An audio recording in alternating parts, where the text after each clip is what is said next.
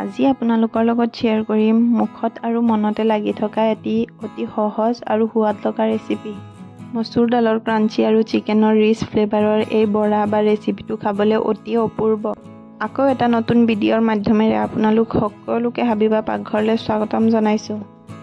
এই ৰেচিপিটোৰ কাৰণে আমাক লাগিব মচুৰ দালি, চিকেন, আদা, নহৰু, কেঁচা জলকীয়া আৰু পিঁয়াজ। প্ৰথমে গেছটো অন কৰি কেৰাহীটো বহুৱাই এগিলাচ নৰ্মেল পানী দি দিম। পানীখিনিৰ উতল অহাৰ ভাৱ আহোঁতে তাতে সৰু চামুচেৰে আধা চামুচ হালধি গুড়ি আৰু আধা চামুচ নিমখ দি দিম।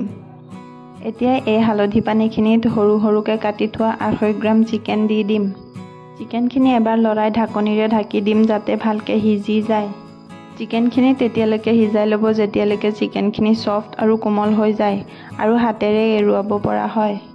এই ৰেচিপিটোৰ কাৰণে লৈ ল'ম 2টা মিডিয়াম সাইজৰ পিঁয়াজ আৰু 1.5টা পিঁয়াজ মিহি মিহিকৈ স্লাইচ কৰি ল'ম আৰু আধা ফাল মিক্সিত পিহিবৰ কাৰণে লৈ ল'ম। এতিয়া এটা মিক্সি জাৰ লৈ ল'ম আৰু মিক্সি জাৰটোত 3 টুকুৰা আদা, 9ৰ পৰা 10 পিচ নহৰু, 3টা কেঁচা জলকীয়া আৰু এফাল পিঁয়াজ লৈ ল'ম। এতিয়া এই গোটেইখিনি একেলগে মিক্সিত পিহি ল'ম। গোটেইখিনি মিক্সিত পিহি সেই জাৰটোতে একাপ মচুৰ দালি লৈ ল'ম আৰু মচুৰ দালিখিনি মই পৰিষ্কাৰ পানীৰে ধুই 1 ঘণ্টামানৰ কাৰণে ভিজাই থৈছিলোঁ। এতিয়া এই দালিখিনি মিক্সিত ফাইন নকৰি আধা পিহি ল'ম। মিক্সিত পিহি লোৱা দালি, পিঁয়াজ, নহৰু, আদা আৰু কেঁচা জলকীয়া গোটেইখিনি এটা বাচনত লৈ ল'ম। ঢাকনিটো খুলি চালোঁ চিকেনখিনি ৰেডি হৈ গ'ল। এতিয়া চিকেনখিনি নমাই ল'ম।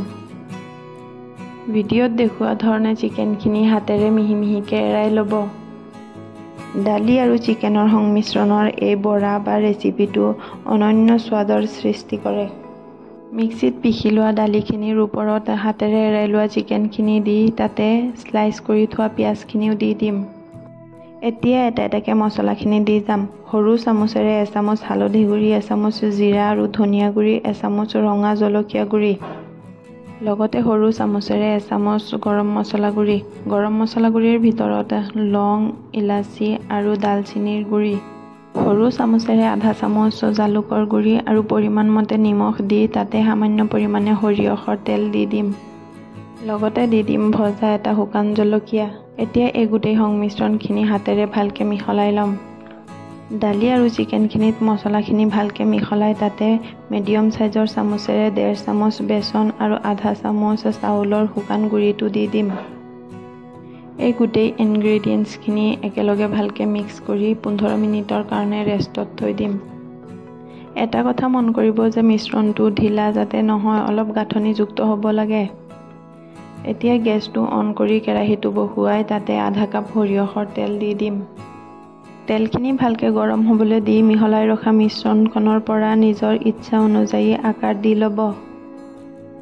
মই এই মিশ্ৰণটোক সৰু সৰু বৰাৰ নিচিনা এটা চেপেটাকৈ ভাজি লৈছোঁ।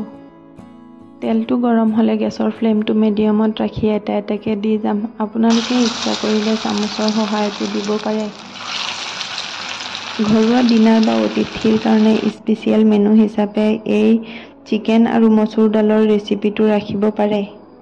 গৰম ভাতৰ লগত এই বৰাটো পৰিৱেশন কৰক, খোৱাৰ মজা বহুগুণে বৃদ্ধি কৰিব। ইলুটি শিলুটি কৰি ভালদৰে দুয়োফালে সোণালী ৰঙৰ পৰা বাদামী ৰং হোৱা পৰ্যন্ত ভাজিম। বাদামী ৰং অহাৰ পিছতে এই বৰাখিনি উঠাই ল'ম। যেতিয়াই কিবা এটা নতুন বা ইউনিক কিবা বনাব মন যায় তেতিয়াই এই ৰেচিপিটো ট্ৰাই কৰি চাব। গৰমে গৰমে মচুৰ দাল আৰু ক্ৰিস্পি চিকেনৰ এই বৰাৰ ৰেচিপিটো চাটনি, কেচাপৰ লগত পৰিৱেশন কৰিব পাৰে।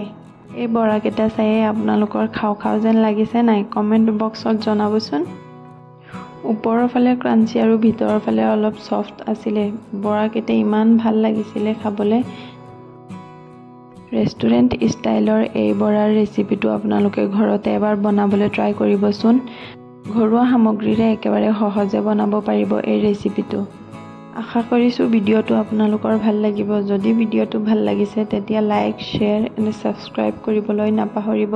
কাষত থকা বেল আইকনটো প্ৰেছ কৰি দিব। অন্য এটা ভিডিঅ'ত লগ পোৱাৰ আশাৰে আজিলৈ বাই বাই।